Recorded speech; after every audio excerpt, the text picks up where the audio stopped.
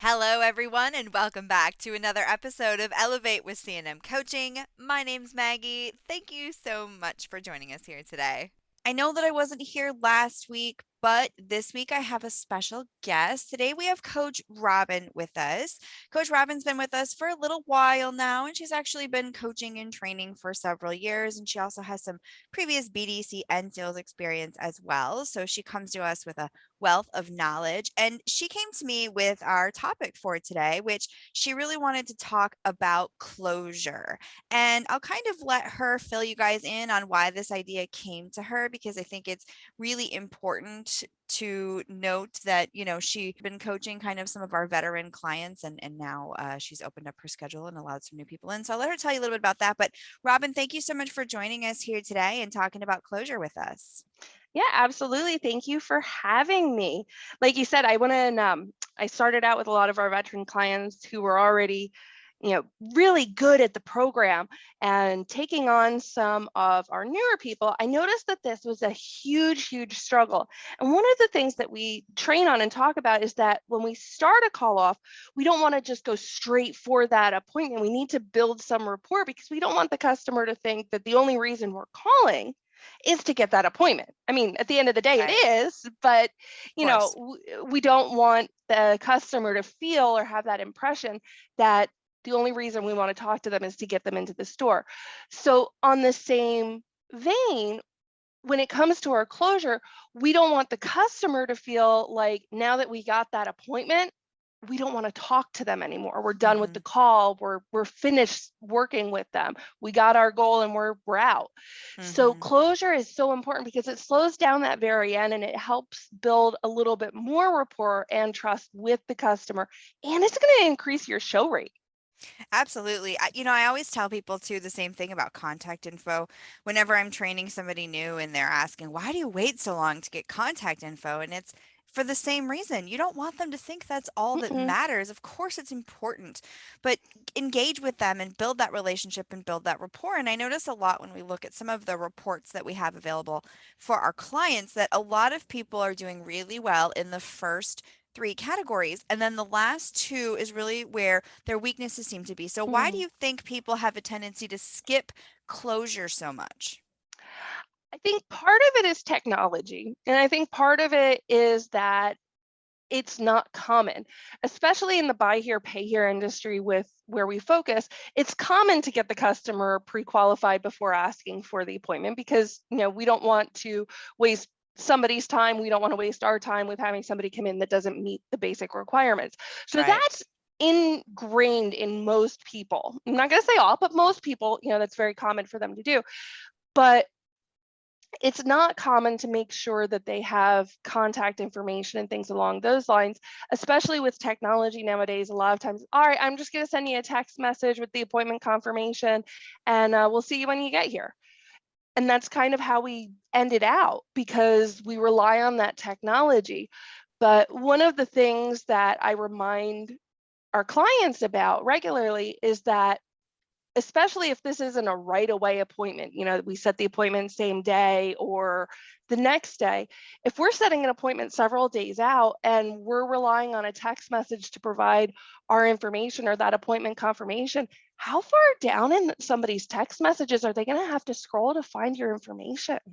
Right. Yeah. Not to mention the whole retention aspect as well, where Mhm. multiple studies have shown writing something down once is equivalent to reading it approximately 7 times. No one is going to read your name and your phone number text message 7 times. That is just not going to happen. So No. before we get too deep into this, I think we should probably tell people what closure is and kind of what it is in our process. So for those of you that aren't on our program or aren't clients of ours, aren't familiar with what we do, we have 5 steps in our process that we train on. We have greeting, rapport building, appointment, closure, and recap. Closure and recap are one of the two, I should say, they are one of the two most important aspects of the actual sales call, because if you don't finish with those two things, the call is just kind of left hanging. Like Robin mentioned before, you get the appointment and the call's kind of over. Closure is giving out your contact information, hopefully repeating an appointment time if an appointment is set, and then it's also verifying or obtaining an email address and giving directions. As you can hear, all of those four things are key components if you want the customer to actually show up. And in addition to that, you want them to actually show up and ask for the right person. After that is our recap step, which basically prepares the customer for the appointment. That's going to be who to ask for, appointment day and time again, and also what they need to bring with so that we have customers showing up prepared and they're not running back home to get, documents that they left there, and of course they never come back. So as far as the closure step is concerned, Robin, in your opinion, do you think that when people properly close out the call that it helps to boost the relationship between the customer and the salesperson because now there's that direct connection between the two of them? Oh, absolutely. Because again, we're still engaging with them. We're making sure that they have what they need. One of the things that I tell our clients on a regular basis is I can't tell you when I was in sales how many times I would work with somebody one-on-one, in person, face-to-face. I've got a name tag on, I'm handing them my business card, and they would come back in if we didn't make the sale that day, and they would come back in a day or two later, or a week later, whenever, and go, hey, I need to talk to that woman salesperson that you had. Or if they were talking about one of my colleagues, hey, I need to talk to that guy. He was really tall, he had red hair, and they don't remember the name. And we talked for hours. And like I said, there's a name tag, they had my card, and they wouldn't remember the name. So having somebody write that information down and making sure that they have that information clearly, I think is really, really key. I understand that we have the technology to send it in a text message, but I don't like simply relying on that because, like you said, it does help with retention. Plus, it hits all points of learning. So most people learn either auditorily, visually, or kinetically. And when we are verbalizing it and having them writing it down, they're seeing it, they're hearing it, and we're hitting all types of learners. So it's going to help with that retention point. And it also makes it easier if they're already writing down your contact information for them to write down the appointment and what information you provide about directions as well. Absolutely. And the other thing I think too is, that after we give out contact information, the part immediately after that is really repeating that appointment time. And then we're asking Mhm. the customer, can I count on you to let me know if anything changes? Or can you please let me know if anything changes with your availability with this appointment time? And we're not trying to say, call us if you can't cancel, because we're not trying to plant that cancellation or that, wiggle out of the Mhm. appointment in the customer's brain. But what we're trying to do is create a sense of accountability. And it comes right after giving out contact information specifically for that fact. I want them to feel that personal connection between the salesperson. And then also remember, they have an appointment scheduled and the salesperson is counting on them to show. And I think that a lot of times that gets skipped. Would you agree? I would. And I think it's really important that we do confirm the appointment time verbally over the phone because a lot of times, or not, I want to say a lot of times, but there are a number of times that I've listened to calls and we've gone to confirm the appointment time and we've got the appointment time wrong. Because if you know our process, we always recommend offering, I should say for those listening, because I know you know, Maggie, but when we ask for the appointment, we use choices. So I would ask, when are you more available? I have openings at 1:45 or 2:15, which works best? And yes, I know they were a little too close, Maggie, but we're giving the customer choices and then the customer picks. And then when we go back in to confirm the appointment time, we wrote it down wrong. And the customer said 1:45, but we're confirming 2:15. And it gives the customer a chance to say, no, no, no, no. I said, and fix that so we don't end up getting something put into the system wrong as well. So it's also an additional checks and balance for you and the dealership to make sure that you're confirming that appointment time correctly. One of the other things that you and I kind of talked about privately was email. Everybody always seems to think that no one emails anymore. How do you communicate with probably about 90% of the people you train? Email. I I mean, mean, we have text messaging and everything, and we do have a couple of clients that prefer to do text messaging, but especially for me, because I'm spending my work day coaching, and part of coaching is recording. I can't have notifications going off in the background on my phone. So my phone sits next to me on silent. But email, because I use Chrome and I use Gmail, I get pop-up notifications on email. So I do that all the time. Plus, the other thing is, from a personal standpoint, text messages, because they're typically so short, I can view them in the preview notifications on my phone and dismiss the notification. But in email, I can't. So having that Right. email there is so very important. I'll see the subject line and maybe the first, half sentence of that email address. And if you have a client or if you have a business that's using an attention grabbing subject line and really starting off strong, I'm going to open that email to see it. And once I have my phone open and not just on the lock screen looking at notifications, I'm more likely to actually respond to it if it needs a response. Yeah, and that's another thing too that I think tends to be a little bit of an issue is people seem to think that no one checks their email. Honestly, if you're dealing with somebody that's at work, the chances of them being able to talk on the phone while they're at work are slim to none, but they can usually communicate via email or via text. And like you said, if their phone is on silent but they're receiving email notifications on their computer, they're going to see that first before they're going to Mhm. see their phone. They're probably not going to look at that till they're on lunch or till they're on a break, depending on what their job is. So I think using all three methods of communication are important, and it's also a good idea to email over directions. That way they have everything they need and it's right then and there, and it's nice and easy to search through your email. And then the last part of closure is, of course, directions, which I Mhm. have to say drives me nuts when people set an appointment but do not give out directions. The customer needs to know where they're going. And one of the things that I think is really important to point out, as you mentioned when you and I were speaking about this topic, when this was your idea, and you said, "Hey, let's talk about closure," was you said, there can be 10 stores in one space, and it's not like the customer's reading and memorizing every single sign and knowing exactly where each dealership is. So Mhm. I am a huge fan of giving landmarks. Yes, of course, Mhm. text them the address. They can put it right into maps. Yes, Mhm. great idea.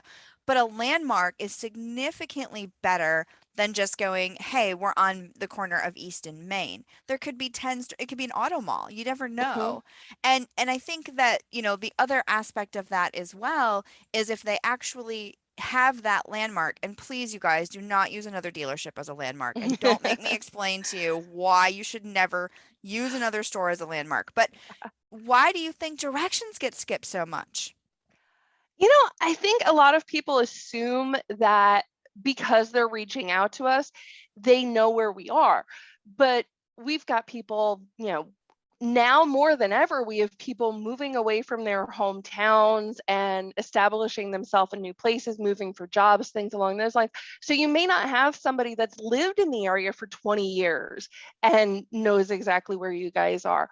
Or the other thing is that dealerships become, I say that it says they're background noise when you're driving. You never notice them until you actually need them. But things like a McDonald's or a CVS or a Walmart or a Costco, those are things that you use on a regular basis and that you're going to go ahead and recognize because you need to know where those are. So providing that visual is going to help. Plus, on top of it, I don't know about you, but when Google Maps tells me I am zero point 0.4 miles away from my destination, that does absolutely nothing for me because I am horrible with distances. All So right, me like I would have too. to actually watch my odometer to figure out 0.4 miles or, focus on my GPS, which isn't the best thing to do when you're driving. So Mhm. having that landmark, all right, hey, I see the sign for Walmart. I know that I'm going to be coming up on the dealership soon is going to be key. Yeah, absolutely. And I think too that I also am not so great with it. And I will tell you, Google Maps recently added little stoplights at every intersection, which has Yes. significantly been amazing because when they tell you to turn in X amount of, miles or whatever it is, you're like, "Come on, are you kidding me? I don't know." And sometimes it's Do I really have to hard to count the tell. cross streets? That's what I do. That's what I used to do. I don't have to anymore because they finally added Yeah. those little stoplights, which is really helpful. Now, speaking of Google Maps, one of the things that, especially from an email or text perspective, that I really like, and I think that while we talk about using technology so much, we don't use this part as much. You have the opportunity to link the customer directly to the dealership. If there's any way that, you've got two ABC Motors in, a 30-mile radius, because a lot of times, especially with independent dealers, there's very similar names. We want to make sure they're getting to the right place. So you have the opportunity via email or text message to send out not just an address, but even a link that's going to pop it right open in the Google Maps program on their phone. And I'll tell you what, I love when, like, I set an appointment for a new hair salon or something along those lines, or doctor, and they give me a link where all I have to do is click on that link. It pops up in my Google Maps and I can just do from your location Yep. to there. That is probably one of the best ways that we as a dealership, or that as a dealership, we can use the technology that we have with text Mhm. or email in addition to our closure steps to help make sure that they get to the right spot. Absolutely. And, you know, I have actually had my map. This actually just happened to me last night. It didn't realize that the freeway was closed and it was taking me the Mm, wrong way. And it kept telling me to make a U-turn. And I'm like, yo, the freeway is closed. I can make as many U-turns as I want. They're not letting me on the freeway. I need an alternate route. And I still feel like actually just telling somebody a good close landmark can be really helpful. mm, And I just really want to encourage you guys, if you're listening, please give people directions. Now, I'm going to tell you, even if they don't come in, I still discuss where we're located because a mm, significant number of customers show up without appointments. So you still want to do these things even if you don't get an appointment. Of course, with the exception of repeating the appointment time, that you wouldn't do that because there isn't one. But in its place, you should mention your follow-up intention so the customer knows you have every intention of reaching back out to them. But otherwise, even if you don't have an appointment, you should give out your contact info. You should grab their email. It is free advertising, free communication, mm, free and easy way to reach out to a customer and go, hey, do you happen to know anybody that might be able to purchase a vehicle or might be interested in purchasing a vehicle? And you can get some referrals that way as well. And then also, of course, just please give directions whether they have an appointment set or not. mm. Not even if we just don't have an appointment, even if it is a decline, we need to Mm-hmm. make sure that we're Sure. taking those steps, because this is probably one of the most common calls that I hear closure skipped on, because we tell the customer, well, at this point in time, you don't make enough, or you don't have a driver's license, or whatever the situation is. And we just tell them, if anything changes, give us a call back. But here's the thing, if you are declining them, the other dealerships are probably going to be declining them as well. So when you Mm-hmm. give and take that closure step and make sure that they have your information, that they know where you're located, and you show that you're still interested in them as a person, as a client, as an opportunity, when they'd get declined everywhere else and they need to come up with a cosign or everything, who do you think that they're going to remember? The person that rushed them off of the phone when it Mm-hmm. was like, nope, we can't help you, They might or the remember person, that, but they're going to remember the bad experience. right? They're going to Mm-hmm. remember that you really didn't take that time. But if you take that time with them and show that they still matter to you, Mm-hmm. you're going to go ahead and be more likely to see them come back with a cosigner, with more down, or whatever the situation was. And I also think too that the overall customer experience from start to finish for the phone call is something that really kind of needs to be addressed as well, because a lot Mhm. of times people are just going through the motions, or sometimes we had a comment the other day. One of the coaches said that they heard somebody in a sales call say, let me run through my script here real quick with you. Why would you say that to a customer? I mean, yes, you have a script, but that is only designed to help keep you in track and also help you accomplish your goals, because if you're not Mhm. following a set process, you're saying whatever you feel like, and 90% of the time that doesn't result in, well, results. So yeah, let's talk about recap real quick before Yep. we go. So recap is probably the second most skipped step in our process, along with also asking for the appointment. Guys, we really got to make sure that we're doing this. We need to be asking for the appointment in every single phone call. Remember your choices, remember using authority, try to get those appointments set, but then recapping the conversation, whether you have an appointment set, whether they were a decline, or whether they refused an appointment. We have a process for any of those topics and any of those things that might occur in your call. And the reason for that is because the call should still end with something something. It's not, well, I can't help you. Have a nice day. Call me back when you get your driver's license. Goodbye. That's not the way to end the call. Recap is really important. Now, we know, just based on general studies, that people have a tendency to retain the very end of the conversation. We try to encourage you to repeat the appointment time at least 3 times. And this helps, again, kind of beating it over the head, right? Making sure that they're remembering the actual appointment time. But we also want to tell them what to do when they get there. And I think that for customers, at least for me, from a customer's perspective, like one of the very first podcasts I ever had, I talked about going to a dealership and dropping my car off for service, and the building not even being labeled as Volkswagen, no signs where to go in, no signs where to park your car. All they wanted you to do was drive it into the garage, but nobody gave me any instructions. Giving someone drop off instructions or explaining to them, even in a service call, you guys, tell people what to go, where to park, what to do when they get there. Don't just leave people hanging. All right, your appointment is scheduled for this day. Have a nice day. Tell them what to do. And wouldn't you agree that that's going to make a customer feel a lot more comfortable when they feel like they're all prepared when they're coming in for the appointment and they know what to do and they know what they need? Oh, absolutely. I mean, you think about it, if you ever have any type of social anxiety in a new situation, Hmm. think about how you would like it. And I mean, one of the things that I hear a lot is, sometimes we have offsite BDCs. And so they're like, well, they're not, or we have a BDC that, isn't going to interact with the customer when they come in. Well, they're not going to ask for me, because the most common form of our recap, when you come in, ask for so and so. And well, they're not going to ask for me. Well, then we need to find someone that they can ask for, Right. whether it's the manager, or even if it's just, hey, when you come into the dealership, let them know that you set an appointment with Maggie. Hmm.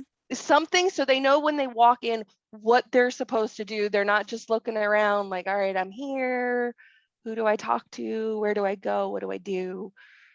Yeah. And that's what usually happens, and then people are confused. And if there's no front desk or there's no receptionist, then there's no one there to direct you, and you just stand there awkwardly, and that makes people feel uncomfortable. And when you have a customer that is already insecure about their ability to get approved and get financed, the last thing you want to do is add to that awkwardness and make them even more uncomfortable. So I'm also, really encouraging you guys, try to do everything that you can to explain those steps. And then as far as if no appointment is set, just putting your future follow-up intentions in place for the customer. Let them know and customize this. If they're waiting on an insurance check or even their tax returns, some people are still waiting on tax returns, tell them you'll follow up with them and then just customize that to match when you have that intention to follow up. And I feel like also, and I don't know what you think about this, Robin, but I also feel like a lot of times when an appointment isn't set, they just pretty much let the customer go and they don't do any recap with future follow-up intentions. Yeah, and like I said, it goes right back to where I started. It feels like, all right, well, I didn't get what I want, so I'm done with you. And I know that that's nobody's intention, because we're all here for customer service to create a positive experience for. And I know that that's not the intention, but a lot of times I think it's very difficult, especially in the heat of the moment, to really think about what customer perception of what you're saying or what you're doing is going to be. And that's why we're here, because we give you that opportunity to come back in, listen to what happened, and hear that. Absolutely. And I also think that really when you think about your entire phone call from start to finish, you kind of want to think of it as a nice, neatly wrapped present. Everything should be in its place. Everything should look nice and neat. And when you're done on the phone, you really should have this full, entire, complete gift ready to go. It's packaged and ready to go. When the customer comes in, they have everything that they need. Or if they don't come in, they know what's going to happen next. So, do you have anything else that you want to add before we go? No, I went in. I think that somehow we managed to cover all of it. One thing I will say is that while it took us a little bit of time to go through all of this, that's because we were talking details. It doesn't really add that much time onto your call. If you're taking the No. recap steps correctly, if you're taking your closure and your recap steps correctly, not adding in a lot of extraneous information, it's going to take you anywhere from 45 seconds to maybe a minute and a half if the customer Yeah. really has to struggle to get to a pen or something to write with. But I mean, it's not going to add a huge amount of time onto your call, but it's going to give you a huge return with the customer. And one more thing I also forgot to point out is to our ladies that work at dealerships, if you guys do not feel comfortable giving out your last names, you do not have to. Please do not feel like you must give out your last name. I have had several female salespeople come to me and be like, I am not comfortable giving out my last name. I've had them try to find me on Facebook or try to find out where I live, which is creepy. Customers can sometimes do those creepy things. So if you just want to give out your first name, that's fine. If you want to get, if there's, your name's Linda and there's two of you at the store, then give out your first name and your last initial, and that'll work too.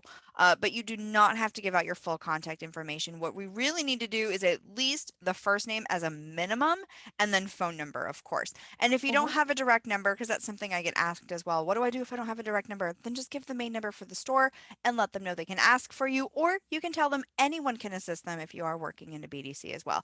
Robin, thank you so much for joining us here today. I really appreciate you taking the time to hop on and talk about something that obviously matters quite a bit to you. And we'll have you back again soon. Have a good one, Maggie. Thanks for having me. Thank you so much. So before I wrap up, I just have a couple of things that I want to go over with you.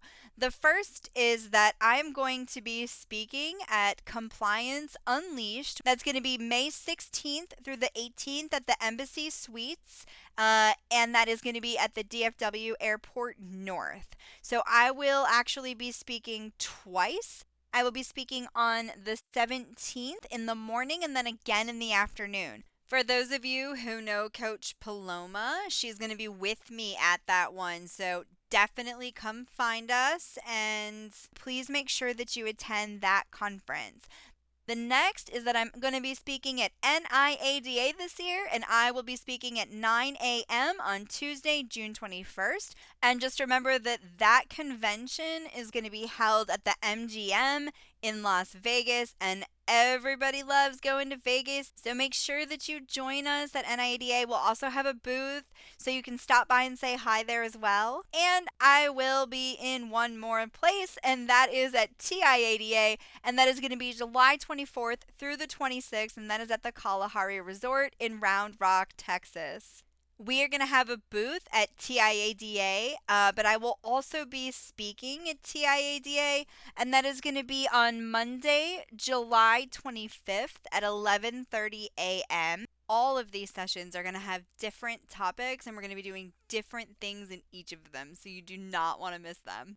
Please make sure that you come to one of these amazing events and always stop by and say hi. I love to talk to people and meet new people, so come find me. I will be at plenty of places for you to catch me. Thank you guys so much for your time today. I really appreciate you guys listening. Let me know if there's any topics that you want me to cover. I'm an open book, and I will share any information that you feel is beneficial to you and your dealership's success. Just remember that we do offer hosted chat now, so give us a call if you're looking to convert your website traffic into internet leads. You can call us at 877-900-9461. Anyone who answers the phone can help you get your information, and we can send over chat info to you. It's quick and super simple to set up, not to mention, of course, an effective addition to your website. So give us a call right away, and we'll start helping you convert your website traffic into internet leads. Thank you guys. We'll be back next week with a call of the week. Have an awesome weekend, and I'll see you all real soon.